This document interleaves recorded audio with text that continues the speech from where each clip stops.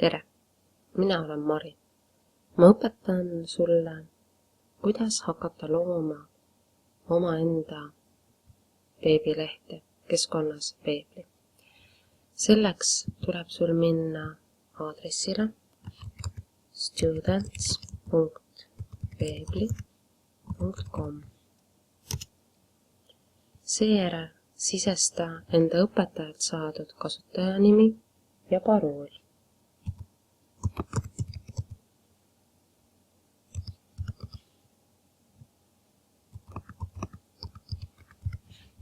Ja logi sisse.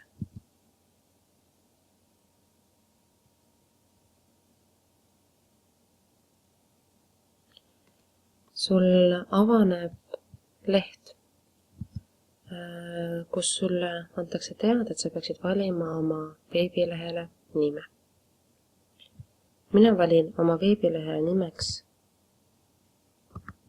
Randvere Digi Mari ehk siis Randvere kooli Mari digiõppemaa. Randvere Digi Mari. Lõppu jääb veebli.com, selle paneb Weebly ise paika ning klikid nupul Continue. Selline näeb välja sinu esimene veebileht, kus sa pole mitte midagi veel teinud. Siia pealkirjaks võid kirjutada näiteks, kas võtta selle üldse ära või kirjutada mingisugust teksti, näiteks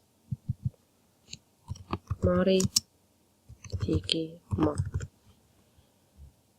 Nüüd järgmisena me loome sellele digimapile mitu alamlehte. Selleks lähen ülemises menüüs lehele Pages, klikin sellele ning nüüd hakkan lisama endale lehti. Sul on antud nüüd üks leht Home. See Home,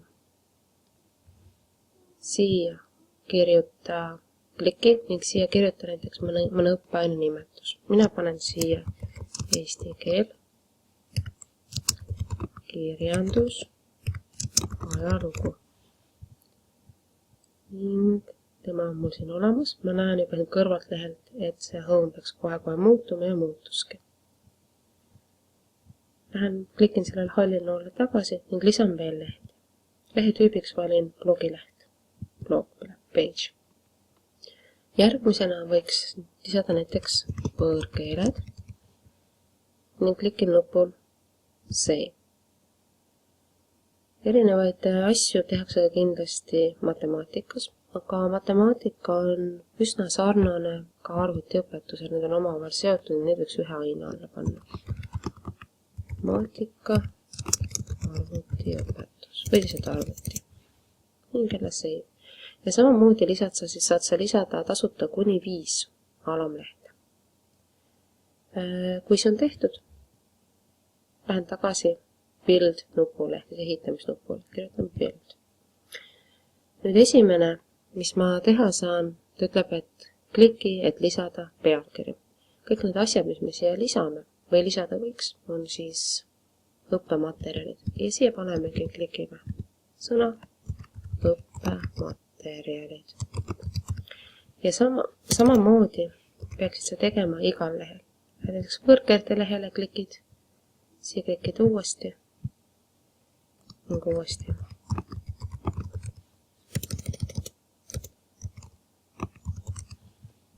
Matemaatika lehele ka.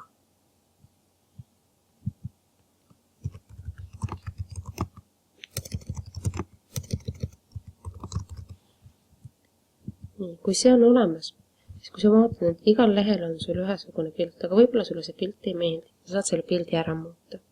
Klikkides nupul Edit Image. Valid endale siit nüüd meelepärase pildi, mis sinu meelest sinu lehele kõige paremini sobiks.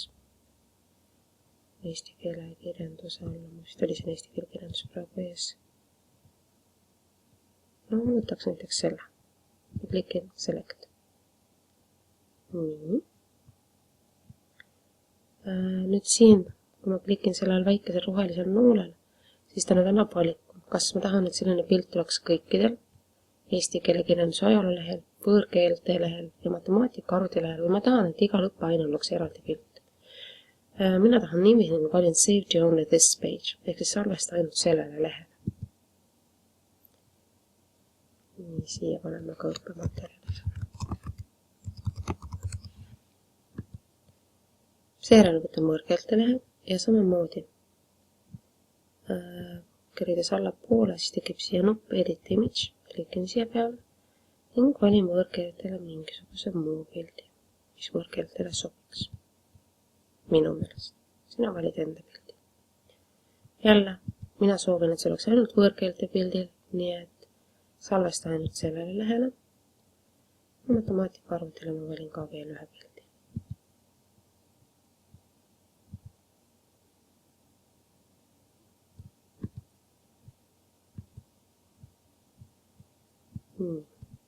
Salvestan jälle ainult sellele lehele, save to only this page.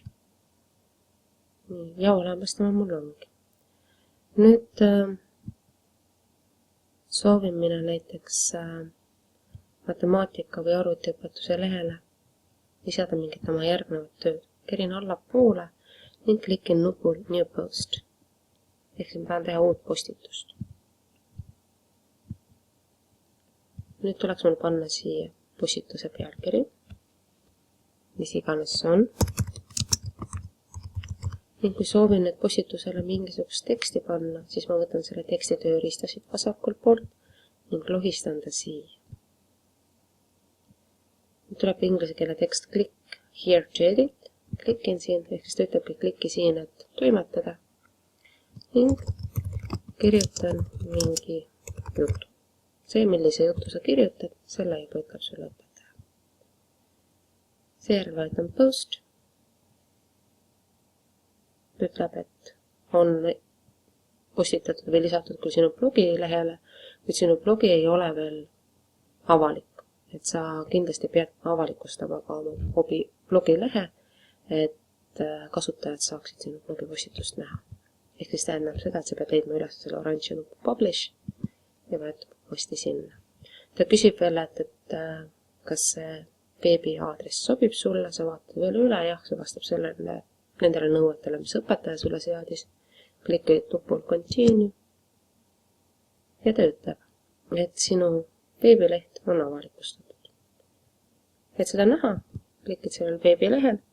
Nüüd tõenäoliselt on sul õpetaja teinud selle veebilehega salajaseks ning on määranud ka kõikidele siis ühise parooli, millega te saate siis üksteise blogisid vaatamas käia, üksteise õpimappe.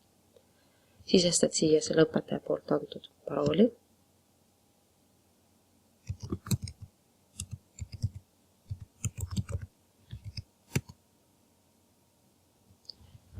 Selline näeb välja, umbes selline näeb välja siis sinu õpimapp, ehk siis eesti keele kirjanduse alla pole mul midagi pannud, küll aga matemaatika alla juba natukene kirjutasin ja teised näevad sinu kirjutist sellisena. Jõudu tööle!